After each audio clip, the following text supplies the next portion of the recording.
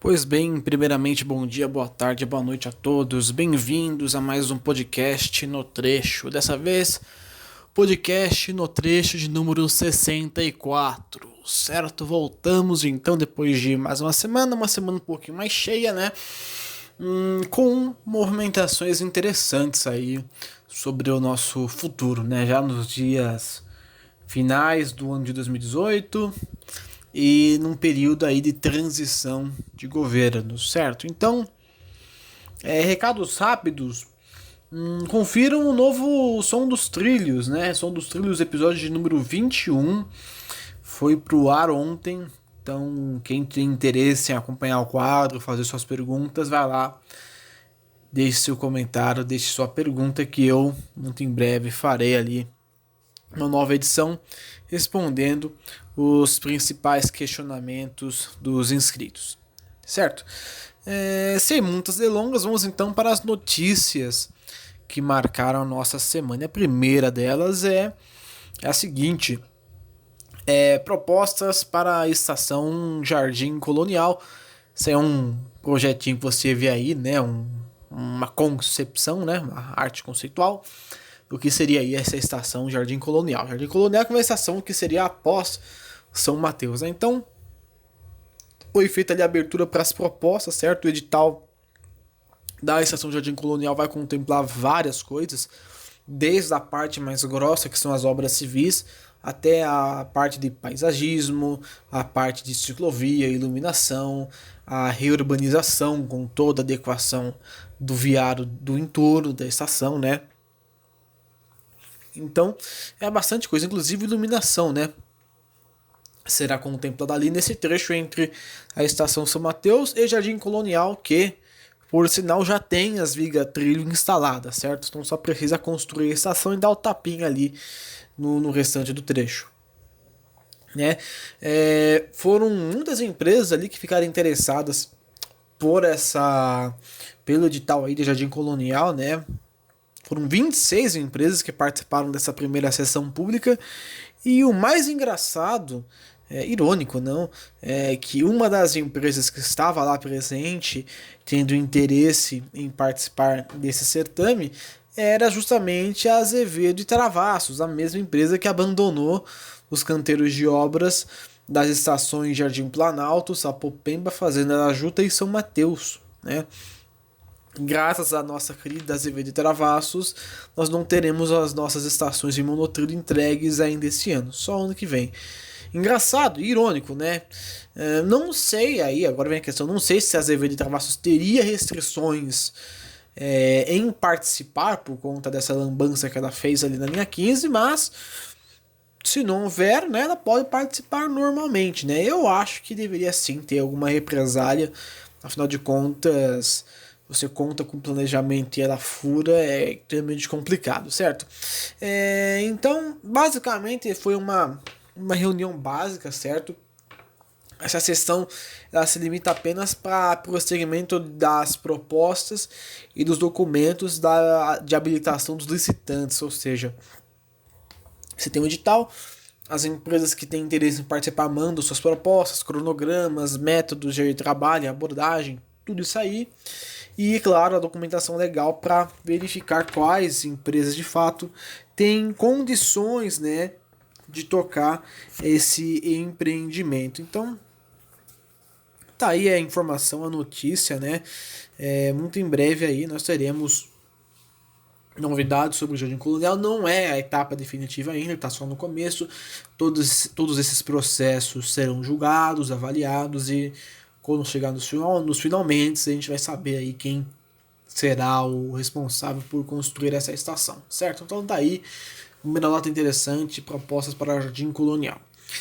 Passando para a nossa próxima nota, nós temos aqui edital da estação João Dias, né? Pensávamos que ela iria sair esse ano, mas só vai realmente ficar para o ano que vem, né? Edital de João Dias fica para 2019. No caso aí o chamamento público, né, para verificar a presença de interessados, né, no empreendimento da estação João Dias, certo?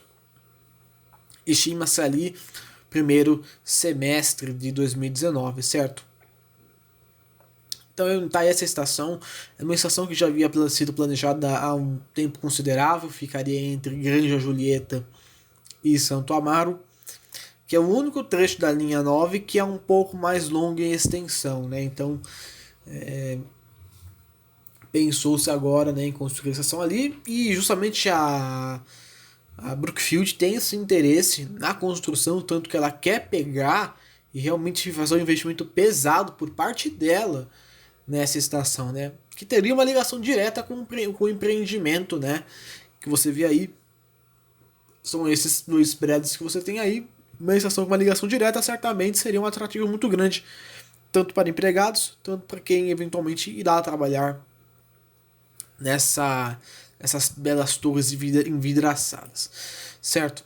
A demanda da estação ali está na faixa dos 10 mil usuários por dia, que é um valor considerável, tendo em vista as estações onde ela atende, né?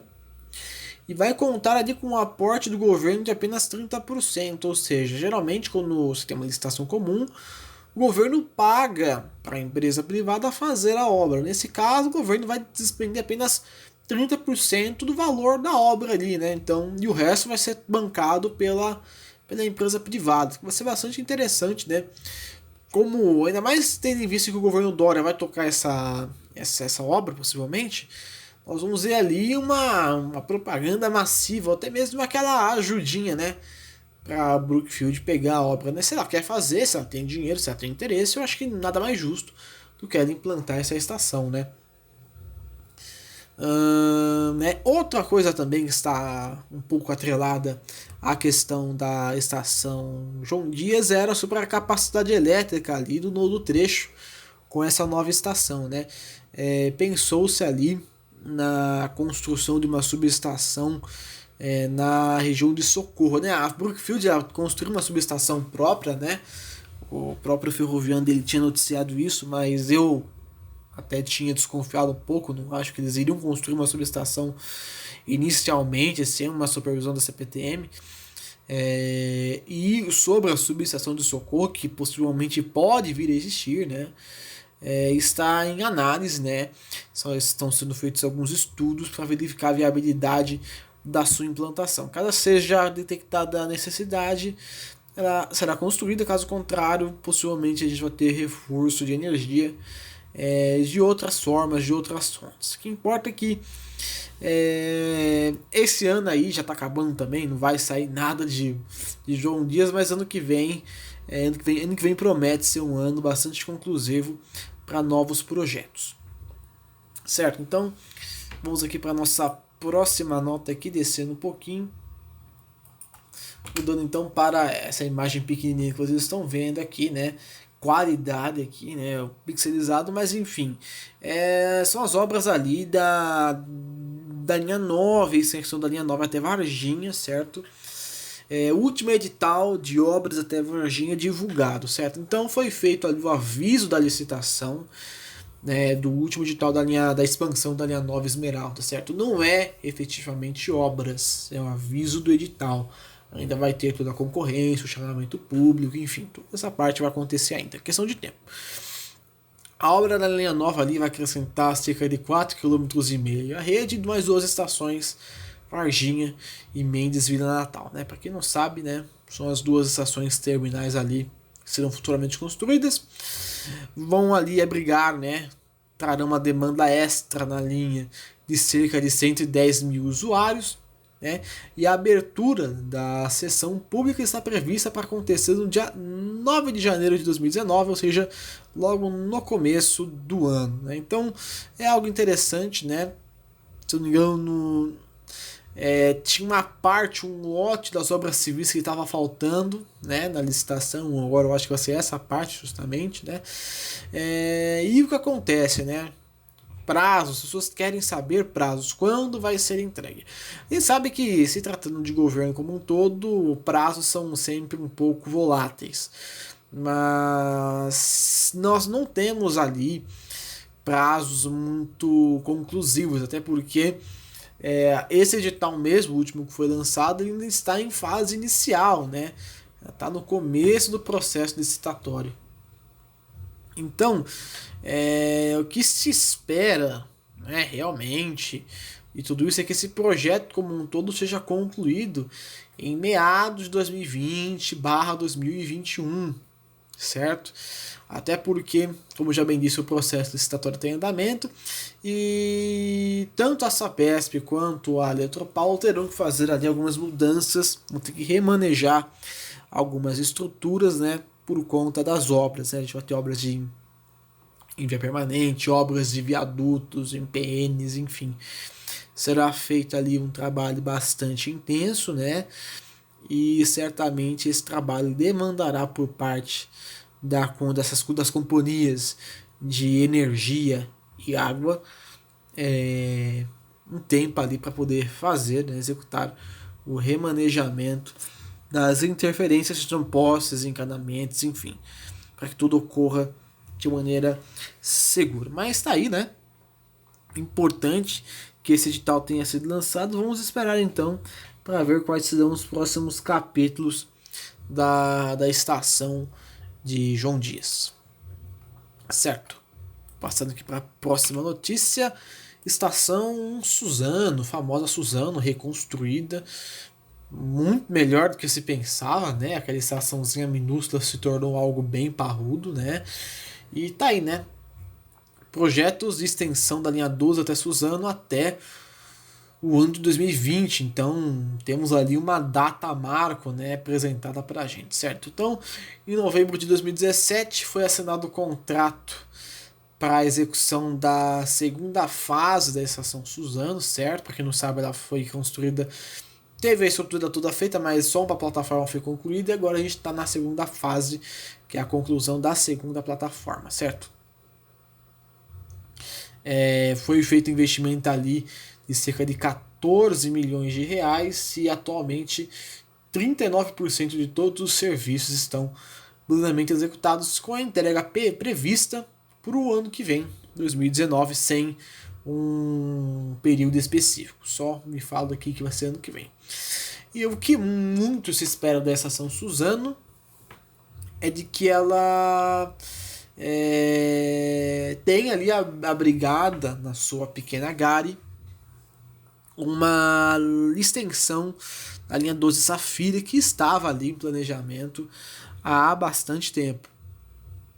A contratação do projeto básico e executivo está prevista para o ano de 2020, certo? Então é um tempo considerável, né? Ano que vai ser 2019, então levando em conta que é 2020, se realmente acontecer em 2020, é um tempo que eu acho que é satisfatório, né? Até porque nós teremos ali o Expresso Leste sendo implantado até Suzano, né? E eventualmente, né, a gente vai ter que pensar ali já em como colocar, encaixar a linha 12 ali na estação de Suzano. Então, essa contratação apenas de projeto básico e executivo. Então, é um tempo ali considerável para ser feitos os estudos de viabilidade, né? Viabilidade já, nossa, falta só realmente a viabilidade na implantação. Aliás, continuando com a questão da implantação da linha 12 até Suzano, uma questão que estava mexendo bastante com a minha cabeça em particular, que era como seria feita essa extensão. A faixa de domínio ali entre Suzano e Calmon Viana não é das melhores. São 3 vias, 2 da CPT e uma da MRS, então não haveria espaço para uma terceira via. Entretanto, o que se espera é que parte da avenida ali que beira a estação de Suzano, no caso seria a Avenida Brasil, que ela seja ocupada em parte para que as obras sejam realizadas, né? E que a faixa de domínio seja expandida nesse trecho, certo? Mas ainda antes disso acontecer, vai ser firmado ali um convênio, um acordo entre a Prefeitura de Suzano e o Estado, né? Através da CPT, para que você possa ter todas essas obras acontecendo, certo? E em relação a isso também vieram outras informações que o Ferroviário acabou pegando ali, pescando. Em relação a todo o trecho leste, expresso leste como um todo, né? A questão ali de mudar as vias em Suzano deve acontecer em 2020, né? uma nova configuração do plano de via sinalizado. A baldeação em Guaianazes, que é algo bastante questionado. Agora eu já entrei num campo um pouco duvidoso, né? Porque a informação que foi divulgada talvez não bata muito com o que nós temos de planejamento, o que foi divulgado em questão de planos. Agora que eu percebi que está um pouquinho torto a tela, agora está certo. Enfim. Que era o seguinte, em teoria, o Expresso Leste iria até Suzano como extensão operacional entre Suzano e estudantes. Só que o que foi divulgado aqui ficou um pouco diferente, né? De que a baldeação até Guaianazes ela continuaria existindo, normal, isso aí a gente já sabia, né? Mas que seriam feitos trens alternados a partir de agora entre entre Guaianazes e Estudantes, ou seja, você teria um trem Luz Guaianazes e outro Luz Estudantes, possivelmente um atrás do outro, então um até Guaianazes e outro até Estudantes e assim por diante.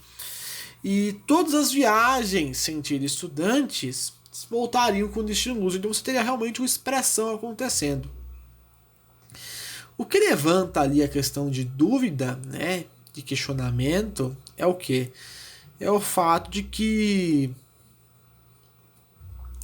você tinha em planejamento o Expresso Leste até Suzano e o restante se tornaria uma extensão operacional. A menos que a operação até Suzano se dê no horário de vale, eventualmente.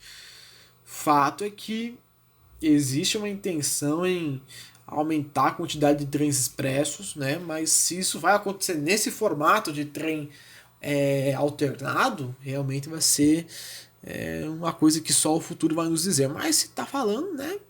Eu tendo a confiar um pouco. Enfim, veremos ali como essa situação ficará. Além disso, né? Tudo isso aí que eu bem disse agora para acontecer, né? Dessa ligação do Expresso Leste começaria já no primeiro semestre de 2019, né? Levando em consideração que todos os trens 800 estariam entregues, praticamente teríamos liberdade para poder executar esse tipo de planejamento. Então tá aí, interessantes as informações sobre Suzano e sobre o Expresso Leste, certo? Vamos então para a nossa próxima notícia, certo? Subir aqui a nossa barra de rolagem e passar para a estação Oscar Freire, certo? Novo acesso de Oscar Freire em 2019, tudo tá ficando para 2019, é incrível. Oscar Freire aí foi inaugurado há um tempo atrás, certo? Eu acho que essa estação não consegui acompanhar a entrega, mas eu cheguei aí nela uma vez, né? E acontece o seguinte, né? O acesso da estação Oscar Freire ele não ficou concluído, assim como o de Higienópolis Mackenzie, né? Tivemos atraso ali nas obras e infelizmente, né? Então acho que o Oscar Freire eu cheguei a acompanhar assim. Não, minto. É que essa parte aí de Oscar Freire parece muito com o IGMEC, né? Mas enfim. Esse acesso aí estava previsto para ser entregue junto com a obra, não foi entregue, né? Aliás, está em estado bem primitivo e tem uma expectativa de ser entregue ali no segundo semestre do ano de 2019, certo? Então a estação não foi entregue incompleta, ela foi entregue ali, em teoria incompleta, né? Mas ficou faltando apenas um acesso do outro lado da rua, não impede a plena funcionalidade da estação. Até achei interessante eles terem acelerado uma parte da obra, que no caso é a parte do acesso principal, e o acesso secundário eles deixarem um pouco para mais tarde. Então eu acho que se as outras obras de metrô tivessem essa mesma visão, elas poderiam ter sido entregues anteriormente, né? E eventualmente os acessos secundários seriam entregues ali em decorrência do tempo, né? Então foi até uma boa estratégia ali para o pessoal da empreiteira responsável. O fato é que ainda existem ali, além das obras civis, que a gente tem um poço ainda em escavação. Não, já foi escavado, mas a gente está na parte de concretagem do poço e instalação de estruturas mais rígidas ali para das lajes, no caso, que a gente fala, né? Além dessa parte civil, que é a obra grossa como um todo, a gente tem questão de escadas rolantes, comunicação visual, iluminação, circuito de câmeras. Então a gente tem muita coisa ainda para ser concluída naquele espaço. As previsões realmente condizem ali com o que se espera, né? Segundo semestre de 2019. Mas vamos ficar atentos aí, uma questão até interessante para a gente visualizar, até porque, né, são poucas as estações que acabam sendo entregues assim com a pendência tão grande, né? Mas só do fato dele estar funcionando, mesmo com um acesso a menos, que no caso é do outro lado da rua, não vai fazer tanta diferença, você tem ali um prosseguimento contínuo, né? Enfim, é isso aí, né? É uma notícia um pouco curta, né? Uma rapidinha, né? Eu nem ia passar essa notícia porque, não sei, ela é um pouco específica, só num pontinho só. Mas fica aí a menção honrosa ao acesso de Oscar Freire. Agora vamos para o nosso supra-sumo, né? A nota da semana aí que fez com que as pessoas se surpreendessem, né? Novos trens com o metrô, é isso mesmo. O metrô quer novos trens rodando. O que acontece aí é o seguinte, né? O metrô ele realizou aí um chamamento público para estudos técnicos, financeiros e legais para a compra de 19 novos trens. Ou talvez ali, né, um empréstimo, já que a aquisição será feita através de leasing, certo? O leasing, que é basicamente aqui, né, um empréstimo de material, né, que é feito entre as empresas, ou seja, o metrô começaria a alugar trens das empresas ao invés de adquiri-los totalmente. Esse modelo de leasing ele é famoso aí em outros sistemas do mundo, como o de Madrid, por exemplo, né?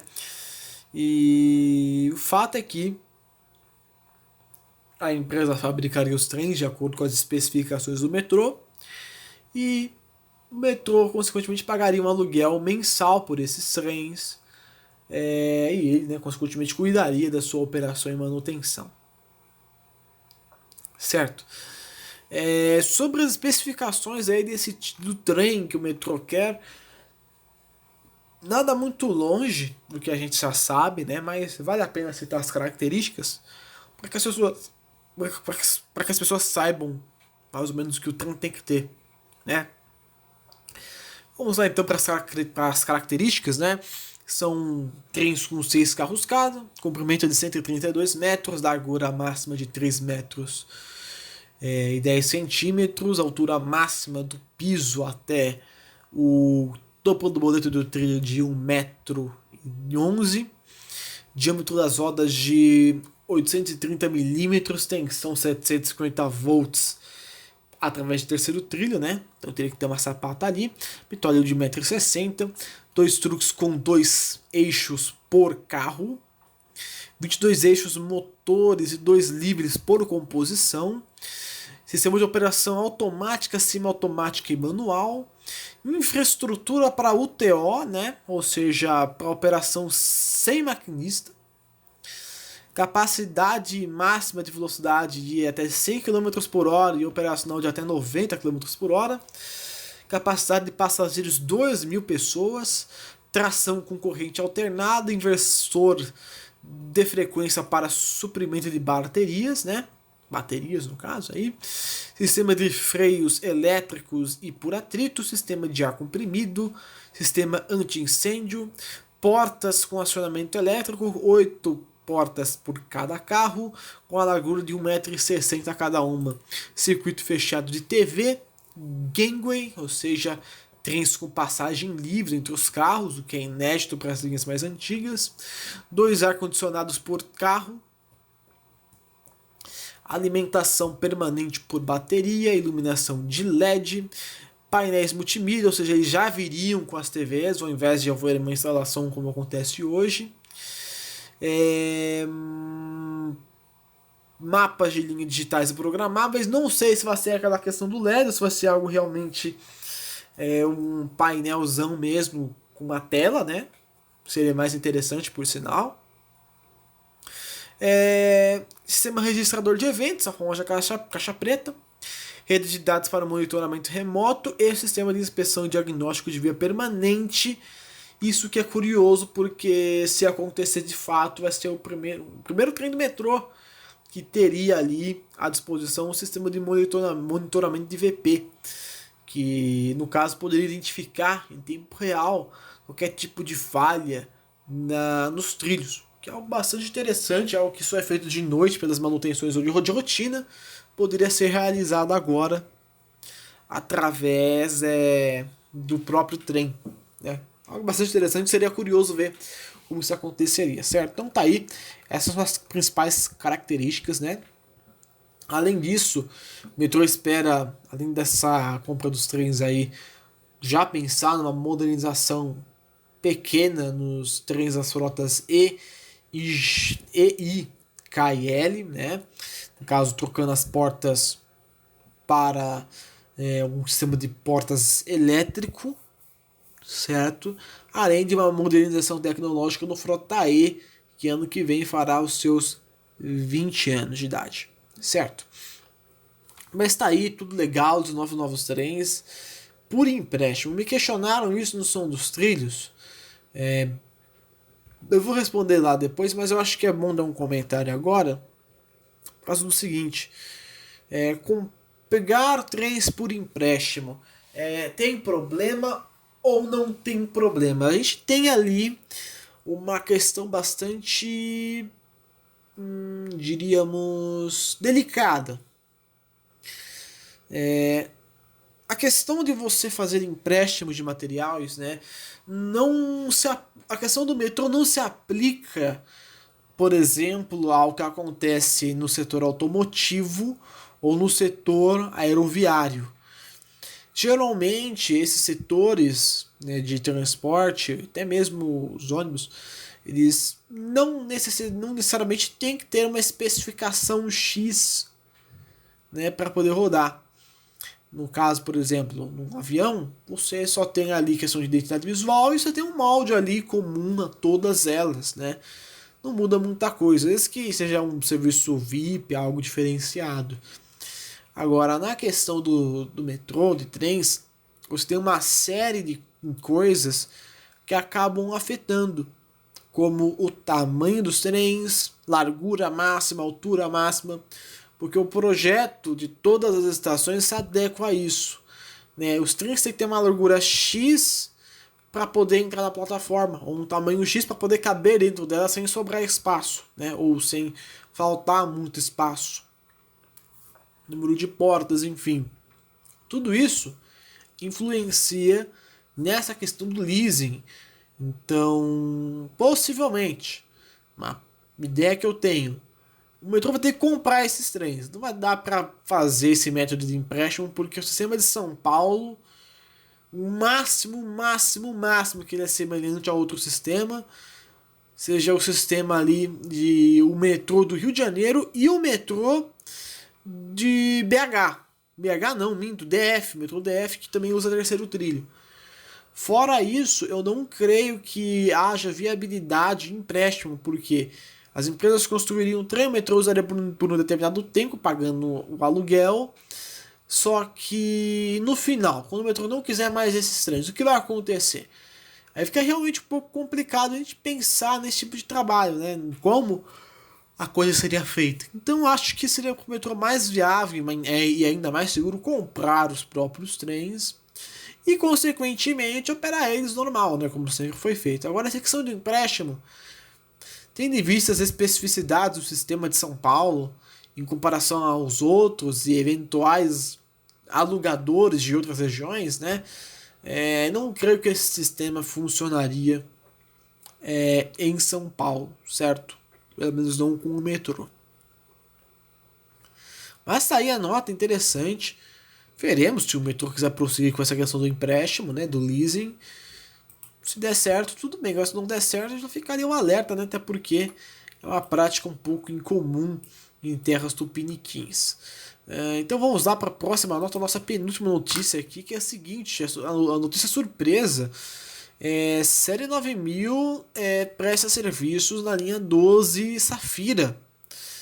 Um verdadeiro milagre ali, que por sinal muito mal recebido. Uma crítica agora que eu quero fazer aos usuários da linha 12: parem de chorar, pelo amor de Deus. Os comentários que eu vi nas redes sociais foram, sabe, depreciativos, falando que o trem já era velho.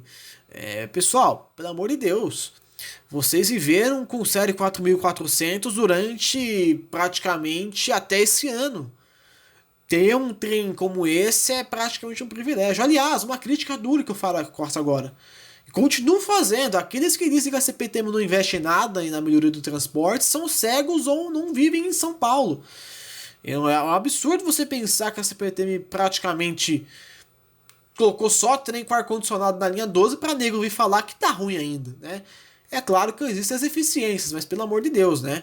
Não sejamos cegos para negar o que é evidente, né? E é uma crítica que eu faço ali aos usuários que têm criticado a chegada do 9000 na linha 12, né?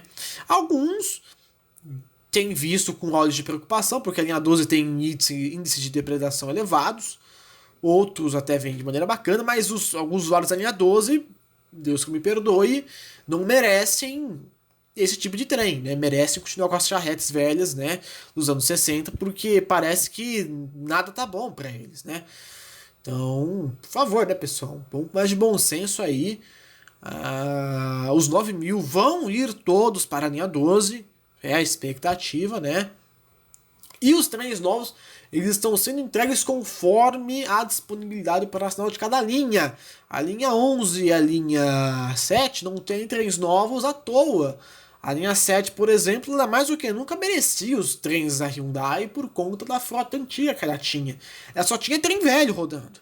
Agora só tem praticamente trem novo, né? A linha 12 acabou herdando ali trens de outras linhas. Ela vai ter um trem exclusivo 100% novo? Talvez algum dia, né? Não agora. Mas, aliás, até bom relembrar, né? Pra quem tem memória de peixe, o 7000 foi entregue primeiro na linha 12, então... E ficou lá, acho que o primeiro trem da série 7000 tá lá até hoje. Então, se o trem tá uma porcaria, por favor, né, usuários? Evitem vandalizar, evitem, né, continuar com o comércio ambulante, sujando os trens, sabe, fazendo caca. Eu acho importante esse puxão de orelha, porque muitas das vezes as pessoas são muito ingratas com o transporte que tem, não têm noção exata do universo que está ao nosso lado, né?